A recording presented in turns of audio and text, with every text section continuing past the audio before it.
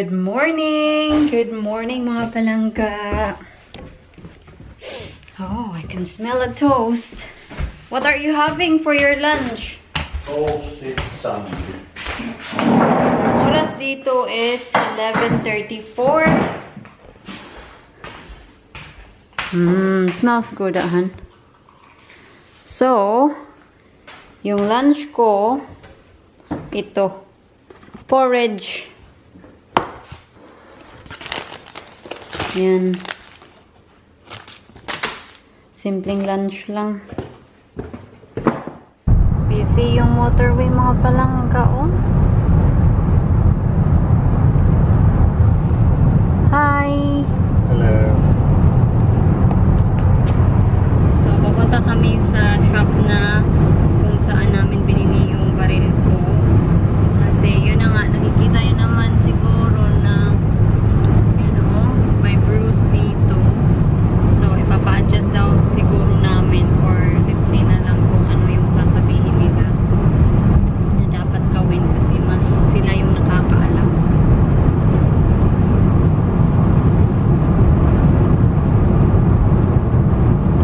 So, ito yung suot ko. Sinuot ko to kasi kailangan ko kasi itry yung gun para makita nila kung ano yung maling ginagawa. I'm not sure if mag-shoot ba ako. But then, if mag-shoot ako, then I need to be ready. So, update mga palangga. In-adjust nila yung gun ko kasi sabi niya, ano daw, white low daw sa akin. So, nilagyan nila ng parang extension. Hindi ko alam yung tawag mga palangga. Papasensya nyo na. Basta may ginawa sila kung anong chichiburichi doon. Basta meron silang inalter. And so yun, itatry namin. See if it will help and it will not slap me again. Yan. So, naghihintay na lang ako kay John kasi bumili din kami ng shooting glasses. Pero, nandito na kami sa car, nag-try ako ng ibang lenses. Yung lens, yung set of lens, iba yung size. So, hindi siya mag-fit sa frame ng glasses. So, buti na lang, trinay ko while we are here. And then, para ma-exchange namin. So, yun. Here he is. There we are. They're the right ones. It has a different name. I can't remember what it was now. Right, okay. So, ito yung glasses. Yan. So, try natin yan mamaya mga palangga. Many hours later. So, ngayon naman, nagluluto tayo ng para-pansit. Ito yung para-pansit natin. Andito, para sa chop suey natin. Ay, ang init. Andun yung rice natin. Yan, nakasaing na. Yung oras dito is 4:17 na ng hapon. Pasensya na kayo, medyo maingay dahil sa exhaust fan natin. But anyway, yun yung pork natin. Sobrang tostado na. So, ilalagay ko na to. Lahat na. Yan. Yan.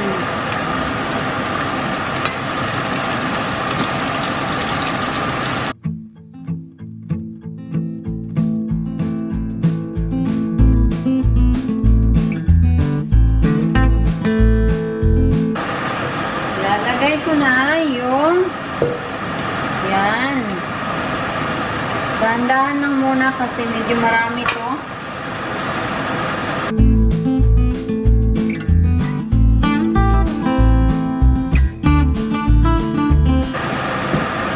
Mag-add tayo ng soy sauce mga loves. Yan.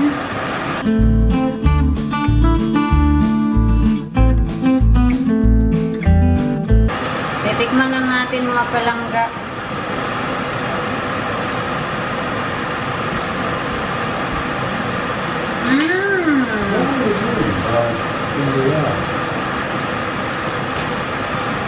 Masarap. Honeybee? Han? Saan naman yun si Mr. Uy? Yes!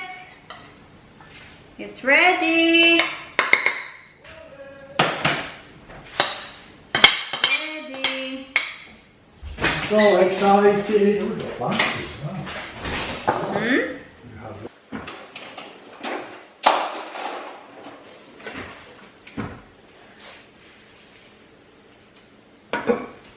One. Crikey, darling, that's going to be a lot. Is that the one? Yeah, be careful. So, para naman ba may variety tayo. That's it, sweet. Oh, Yeah. yum, yum, yum. Yum, yum, yum. So, kain muna kami mga palangga. Sira yung diet. This is very tasty. Good. Just need to cover everything, sweetheart. Can you get the lid, please? Why has that got a lid? Yeah, but use the old one. It will not go properly, but then that will do. So, ito na yung It won't go properly. hapunan natin mga palangga. Yan. Yan. Blink na din yung battery ng camera natin. Mag-harvest tayo ng cucumber kasi yung isang cucumber natin ready na siya na i-pick. Kung may naririnig kayo, si Mr. po yan, nagka-cut ng grass. Saan ba yun? I think nandoon siya sa field, mga loves. Kita niyo ba? Nandoon siya. Hala! Hala! Tingnan nyo yung kamatis natin. And, meron na siyang isang hinog. Yan. Hala, ang gaganda. Uy, ang kikinis ng kamatis, mga loves. So, ito siya, oh. Meron pa bang bunga aside from this? Ay, yan lang mga palangga. I think, mamumulaklak pa to siguro. Kasi si Jen, nagustuhan talaga niya yung cucumber natin. Yung lettuce natin, okay naman sila. Yung talong is doing well.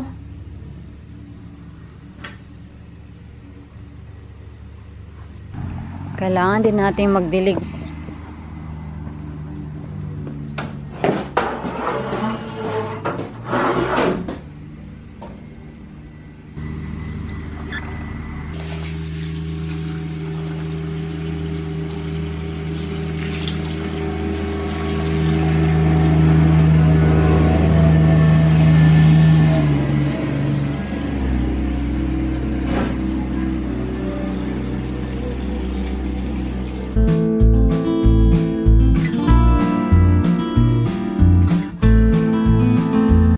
Si Phoebe, naghihintay at excited. Excited sa kanyang strawberry. Phoebe, aren't you? Phoebe. Yung hearing ni Phoebe, hindi na talaga the best mga palangga ay. Tumatanda na si Phoebe.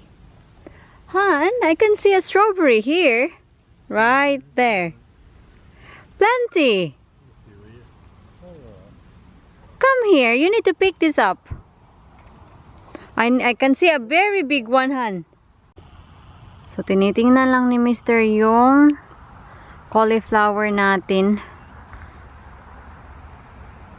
So, there is a cauliflower, sweetheart. Huh? Take a photo. Oh, yes. Tingnan nyo yan mga palangga. They've all got cauliflowers in. Oh, good, Han. So we can start eating them. Yeah, because they'll all come all at once, won't they? the next day. Hello! Hello mga palangga. So, kakauwi lang namin. Galing kami nag-shoot. And yeah, na-feel ko talaga yung difference nung in-adjust nila yung gun kasi hindi na siya nag-i-slap sa mukha ko. I'm so excited mga palangga kasi nag-order ako ng boots para pang shooting. Para suotin ko pang shooting pa. So, mag-unboxing tayo.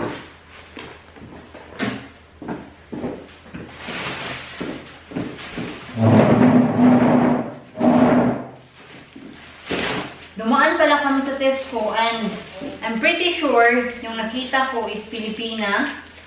So, kinawayan ko siya. Sumaway din siya pabalik. So, I'm pretty sure she is a Filipina.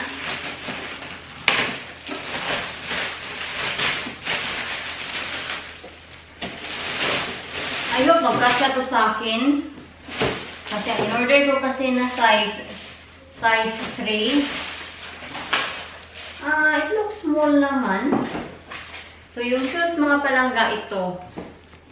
Yan. One ko siya kasi tingnan nyo. Parang may pattern dyan, diba, na rose. Yan. So, pang ano talaga pa, pang country ba?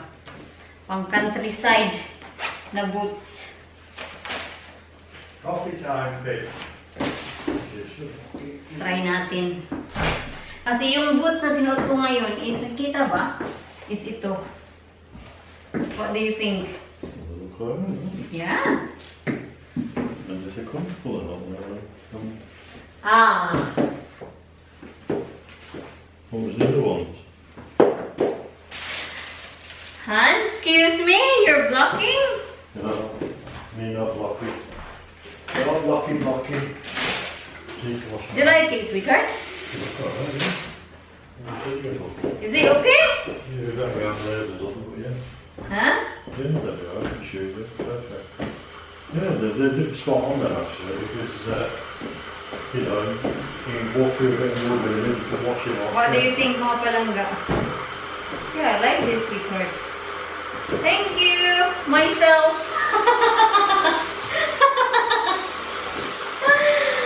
Thank you, myself. Kasi ako yung bumili nito. Kasi... So, no, thank you. So, naka-sales siya.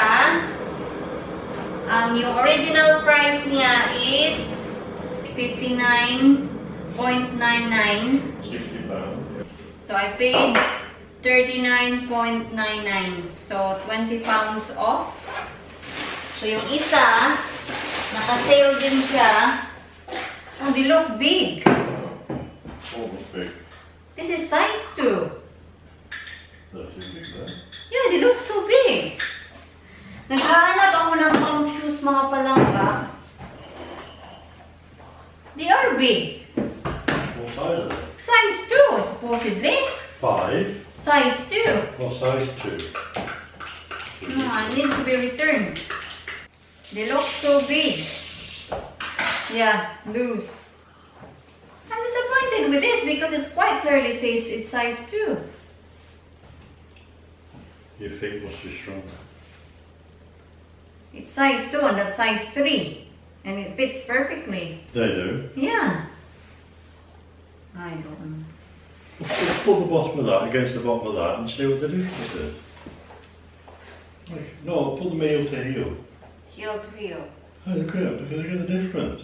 They actually look bigger than them. Is it? Well, I don't know, but loose siya. It's the style of them, isn't it, you say? Mm. So, we'll return this. Many hours later. So, I'm making a cheesecake. But this time, yung toppings natin sa ating cheesecake is blueberries. It's up to you kung yung gagamitin nyo na blueberries is yung fresh or frozen. So, ngayon, crinash ko na yung ginger nuts natin. And meron na din tayong butter dito. This is for our special friend.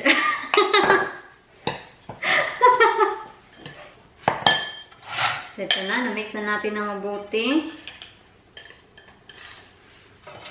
Lagay natin dito. I'll give you a closer look. Napakita ko na to sa inyo nung gumawa ako ng strawberry cheesecake. Same procedure lang. Yung iibahin natin dito is yung toppings lang.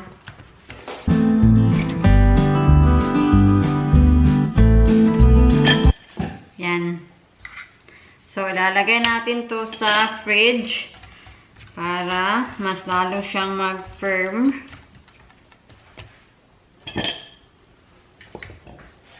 So, hindi pa ako nag-whip ng cream kasi kakain muna ako yung oras dito is 4:51 na ng hapon. So, gutom ako. And yeah, nawala talaga yung energy ko kanina kasi, you know, may kabigatan din yung shotgun pero carry bells lang yan. So, papapatuloy na natin yung paggawa ng cheesecake. So, sa cream mga palangga, depende na yun sa inyo kung gaano ka-thick yung layer nyo. Tansya-tansya na lang talaga.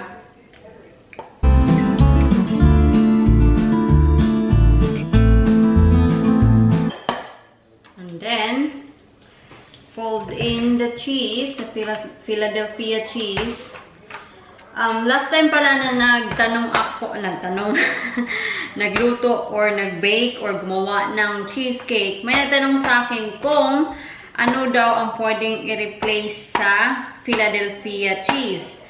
Yung Philadelphia cheese mga palangga, soft cheese siya. Hindi talaga ako expert mga palangga kasi sinabi ko naman to sa inyo noon pa na hindi talaga ako marunong mag-bake or gumawa ng mga ganito nung nasa Pilipinas pa lang ako. So, hindi ako expert sa mga like mga ingredients dyan sa atin. Pero ni-research ko, yung equivalent sa Philadelphia cheese is, ano ba yung pangalan? Yung sa Magnolia yung lumalabas. Ito oh. Pag nire-research mo siya, Philadelphia cheese in the Philippines, ito yung lumalabas. So, I'm pretty sure meron tayo niyan sa Pilipinas. So, you can replace the Philadelphia cheese sa cream cheese ng Magnolia. So, marami pa sigurong pwedeng i-replace, pero limitado lang talaga yung alam ko mga palangga. Pagpasensyahan na. Then, isunod na rin natin yung ating sugar. Caster sugar yung ginamit ko. And drops of vanilla essence. Tansya-tansya na lang.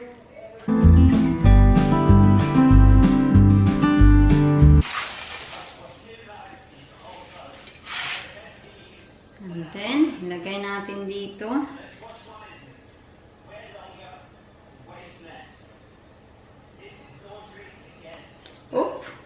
Muntik na siyang mahulog.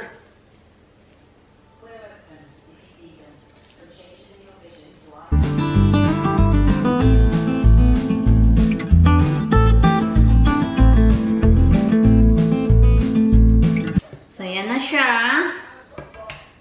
So, sa ating toppings, yung ingredients natin, yung kailangan natin is blueberries, any fruit mga palangga, depende na yun sa choices niyo. Kailangan natin ng kaunting sugar, caster sugar, kailangan natin ng kaunting lemon, and kailangan din natin ng kaunting gelatin. So, gelatin to, na-dissolve ko na siya sa warm water. So, yung first step is, yan, sobrang hina lang yung apoy nyo. Well, that's my preference. Depende na yun sa inyo, pero ayaw kong biglain yung ating blueberries. So, sa ilalim nito mga palangga, nakikita nyo ba? May tubig yan. So, lagay lang natin dito. Yan. And then yan. Hayaan lang natin na parang kumulo siya. Yan. Hugasan ko na yung yung blueberries.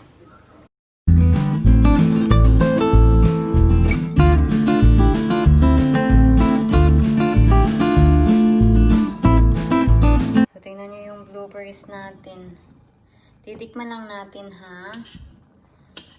Cellphone yung ginagamit ko ngayon kasi tinan niyo yung camera natin naka-time-lapse. Titikman natin.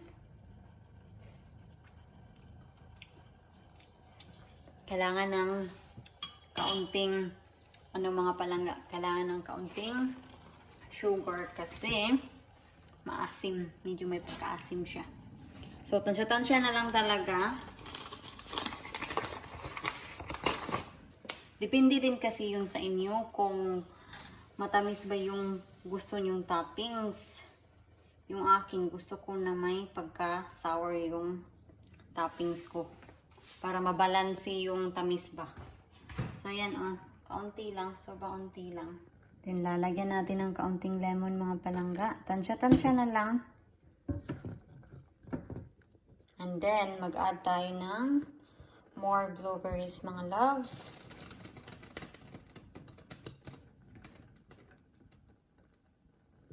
Yan. Hindi ko sila in-add at the same time kasi gusto ko kasi yung toppings ko na may makikita ka pang blueberries talaga. And then, ihalo na natin to mga palangga yung ating gelatin. Yan. So, remove mo lang siya sa heat and then i-mix-mix mo lang siya. Yan.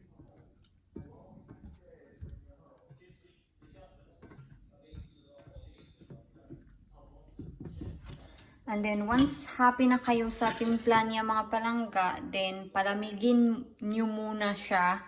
Not 100% na malamig talaga, mga 90% siguro. Pwede nyo na itong ilagay sa top ng ating cheesecake. Then ngayon mga palangga, dahil malamig na yung ating blueberries, ilalagay na natin to. Hala, uy, first time ko tong ganituhin. Kaya, good luck.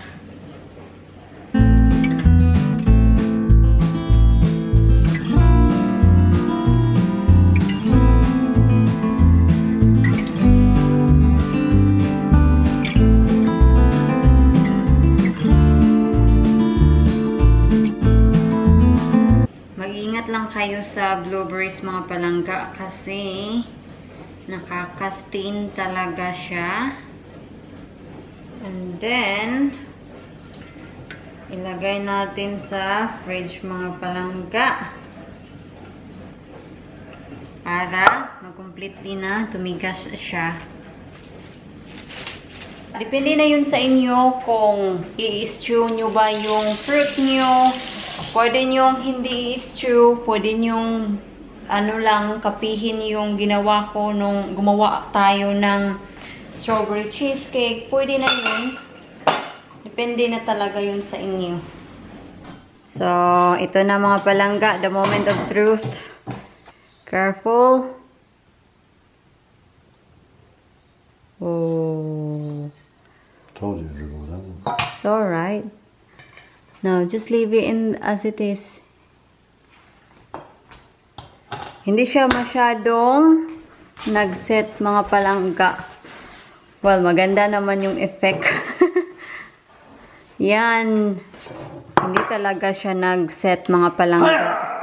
So, hindi ko siya nilagyan ng enough gelatin para sana yung idea is mag-set yung blueberries. Dapat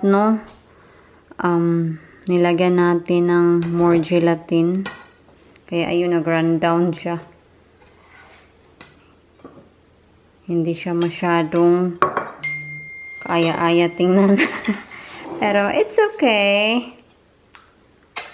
Is it good? Wala, papasensyahan nyo na yan mga palangga, ha? Kasi nag-iron ako. And your panty? Yeah. You can see my personal things there. What do you think? Is it good? This is blueberry cheesecake.